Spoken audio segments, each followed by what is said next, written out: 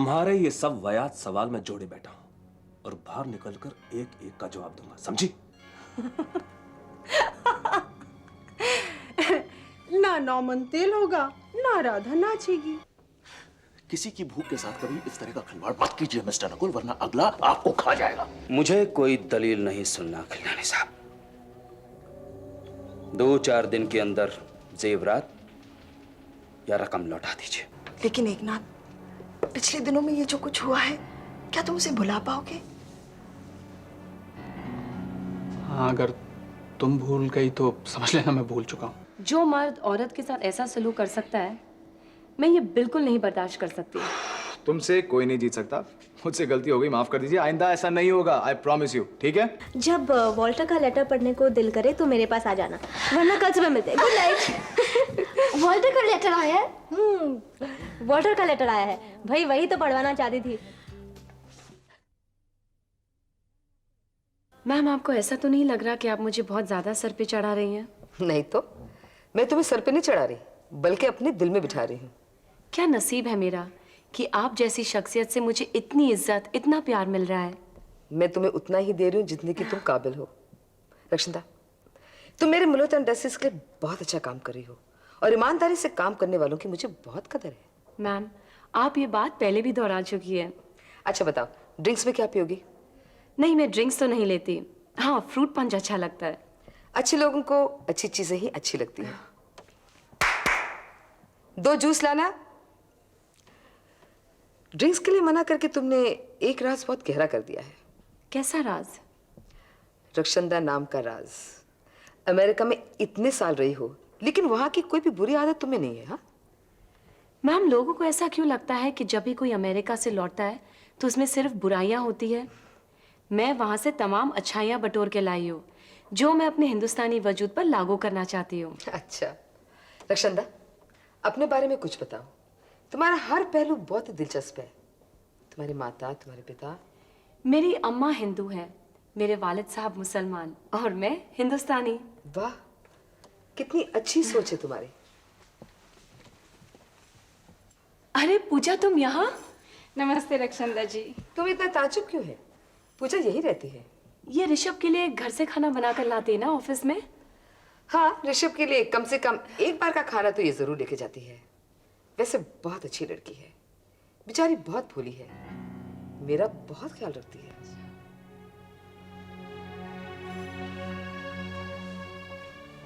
करण, आओ बेटा। हाय करण। ऐसी क्या अलग बात है? महज लफ्जों में बयान नहीं किया जा सकता। इतना जरूर कह सकता हूँ कि उसकी हर बात काबिल तारीफ है।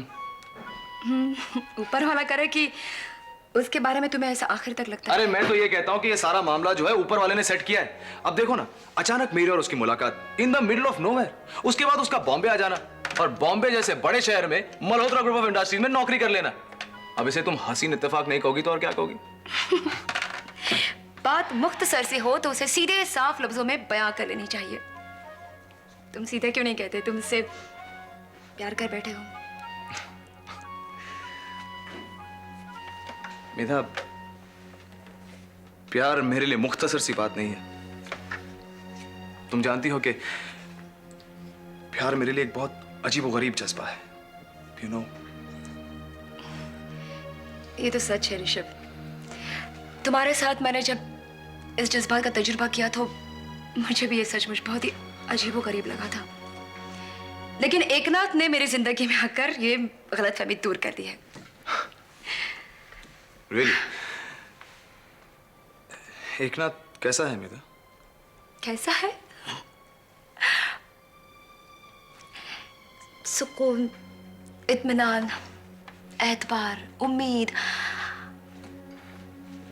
किन किन लफ्जों में बयां करूं मैं उसे? अच्छा, ये तो कुछ भी नहीं है ऋषभ। उसके आने से जिंदगी में नए रंग आने लगे हैं। जाने क्यों शाम में हसीन सी हो गई है। हवा भी कुछ भीगी भीगी सी रहती है। हर खुशी दिल खोल कर हंसती है।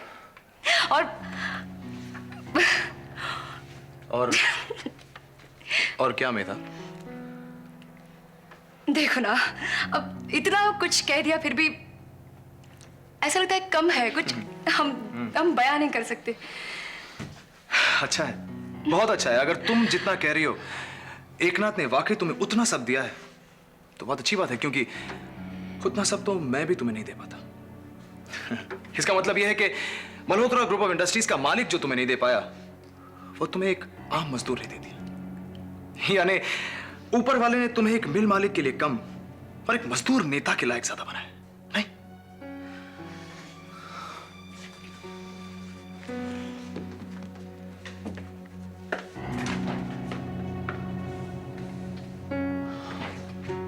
हाँ, that's nice. आज बड़े खास लोग आए हैं घर पे। मुझे नहीं पता था तुम यहाँ आने वाले हो।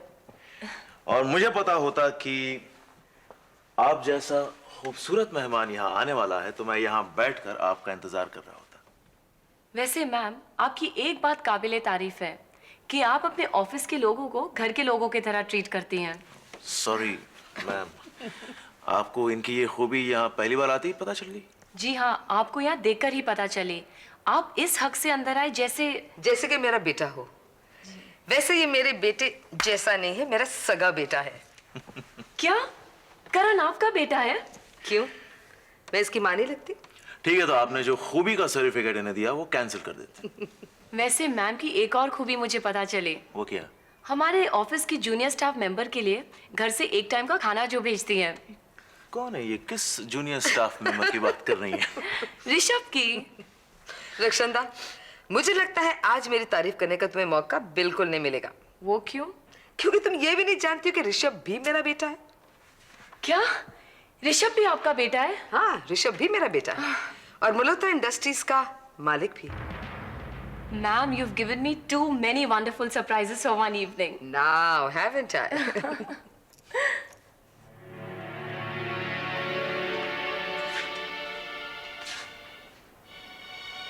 I'll talk to you later, okay?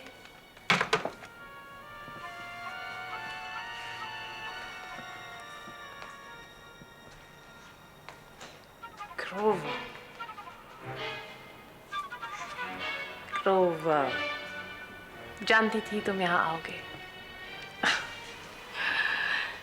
मुझे लग रहा है तुम्हारे पीछे पीछे मेरी जिंदगी भी लौट आई है। ओह ग्रोवर, हमने तुम्हें कितना मिस किया। इस घर की एक एक चीज ने मेरे साथ तुम्हारा इंतजार किया। यकीन नहीं आता तो खुद पूछ लो।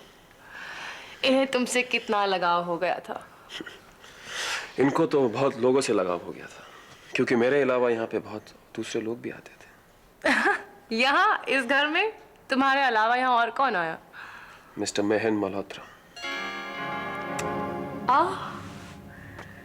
जहाँ पे भी रहे मेरी खबर रखते रहे। इसे कहते हैं मोहब्बत ग्रोवर, इसे कहते हैं मोहब्बत। महीन यहाँ गैरों की तरह आया, गैरों की तरह रहा और गैरों की तरह चला गया। इसे इस घर ने कभी नहीं अपनाया। वो यहाँ था इसलिए मैंने तुम्हें लेटर भी लिखना बंद कर दिया था। ओह, तुमने सोचा वो अभी तक यहीं होगा, इसीलिए तुम आते ही रेनू के पास चले गए। ग्रोवर,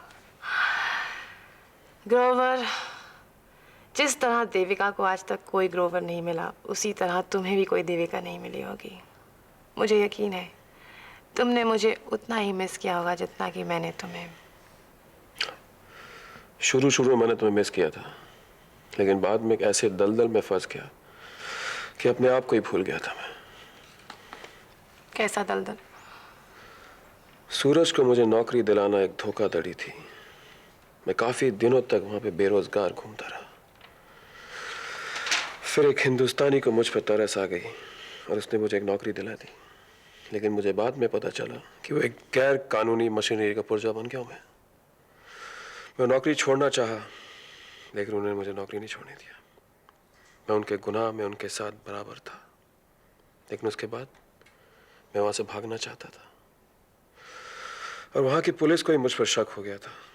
मेरी एक फाइल भी बनी थी। अगर मैं जरा सा भी चूकता ना वहां से तो आज जेल की हवा खाता।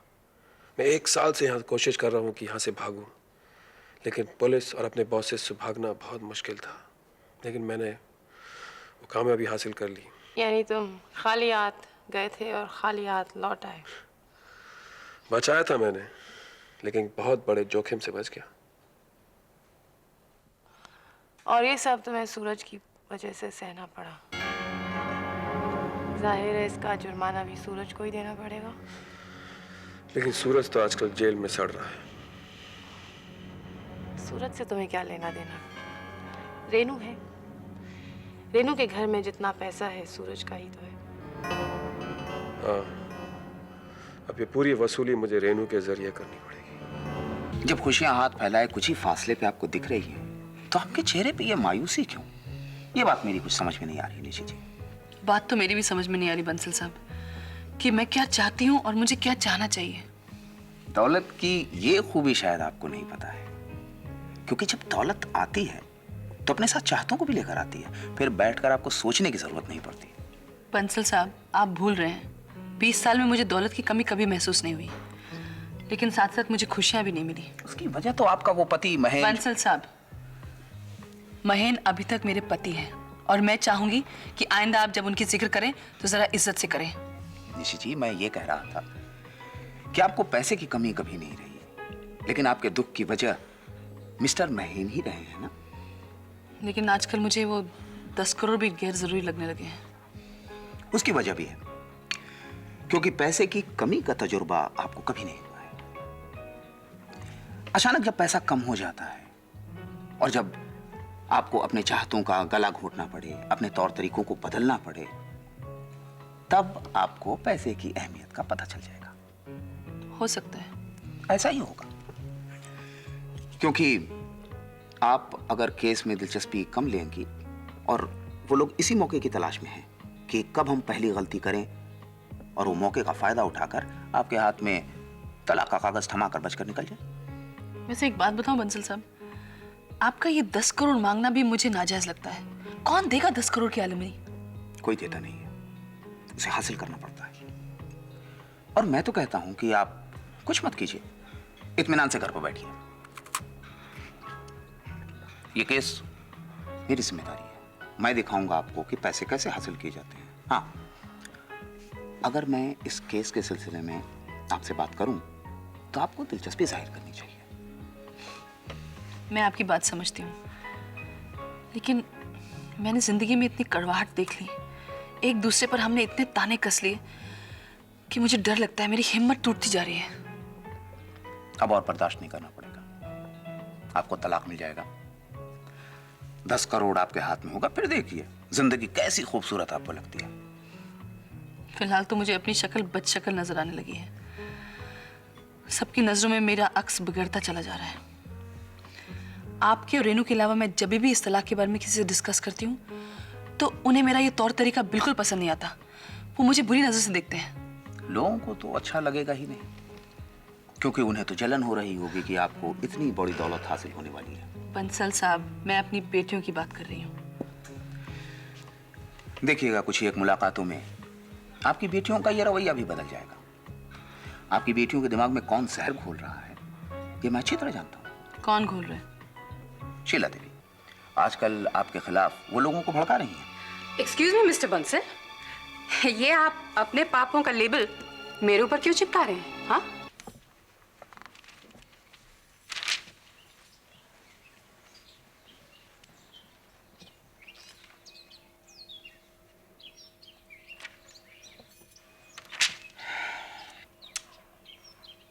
आओ बैठो।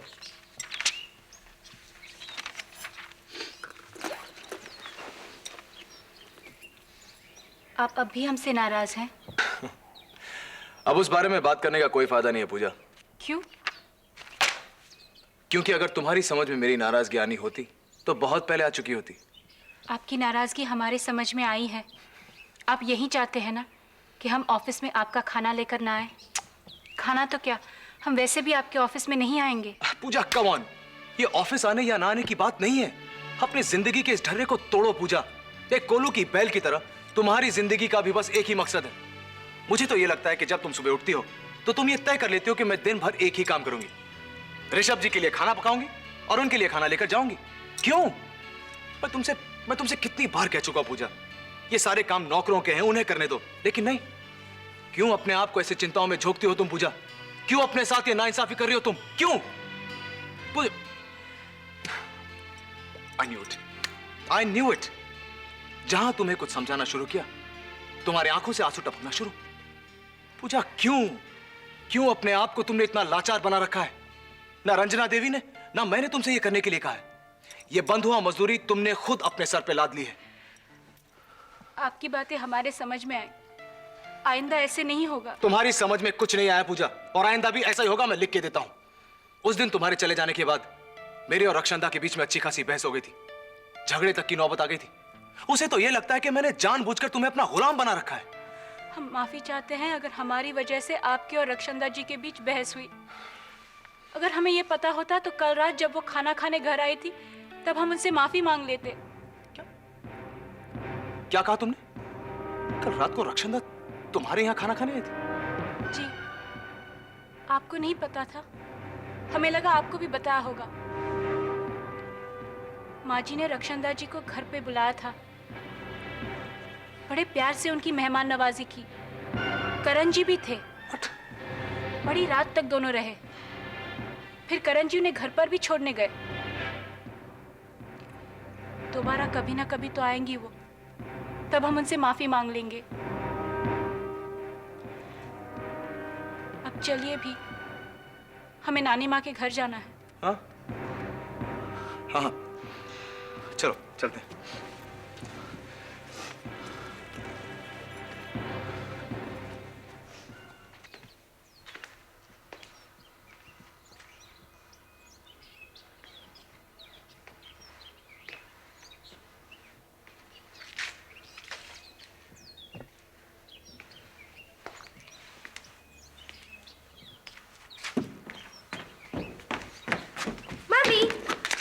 बेटी, मैं कब से तुम्हारा इंतजार कर रही थी। I missed you so much. तुम्हें अभी वक्त मिला अपनी मम्मी से मिलने के लिए? मम्मी, जब मैंने आपकी छूटने की खबर सुनी ना, मैं तो तभी आना चाहता था, मगर किसी ने मुझे आने नहीं दिया। किसने रोका तुम्हें? छोड़िए वो सब बातें, लेकिन मैंने जब आपकी छूटने की खबर सुनी ना, तो मुझे बहुत अच्छा लगा। ये खबर दो लोगों को सबसे अच्छी लगी, तुम्हारी नानी को और तुम्हें। मम्मी, जो लोग आपके बारे में बुरा बोल रहे थे ना, उन सब के मुंह बंद हो गए हैं।